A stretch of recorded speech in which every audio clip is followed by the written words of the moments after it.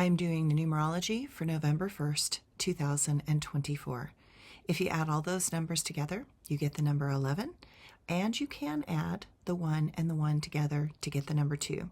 But today I think I'm going to keep it the 11. As we begin a new month, it is typical to back up 1 or 2 numbers. This month, we back up 2 numbers and move to the number 11 or the number 2. I like to interpret this day from the number 11 because we are in the 11th month and it magnifies the energy of the mysterious sign of Scorpio.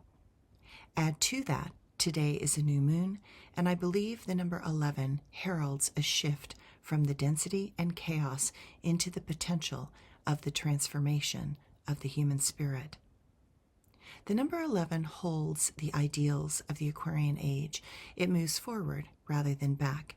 It brings us new ideas and innovations. It refuses to wallow in the familiarity of our own dysfunction. The number 11 is a number of the non-dual perspective. That means that this number calls to the part of ourselves that wants to become one with the philosophy and spiritual perspective that places its emphasis on healing separation and allows us to embrace a world of connectedness in all things.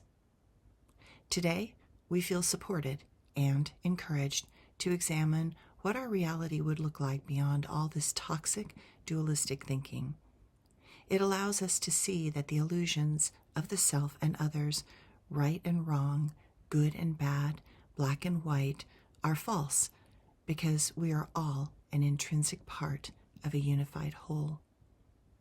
It is time for each of us to look at integrating the tools that will allow us to bypass prioritizing conceptual understanding, which is in its nature mentally limiting and polarizing, and instead move to see that the first and most essential step is to find the feelings and knowing of the interconnectedness of existence.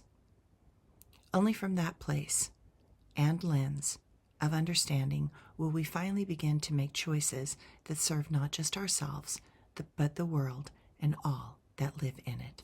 Thanks, everyone.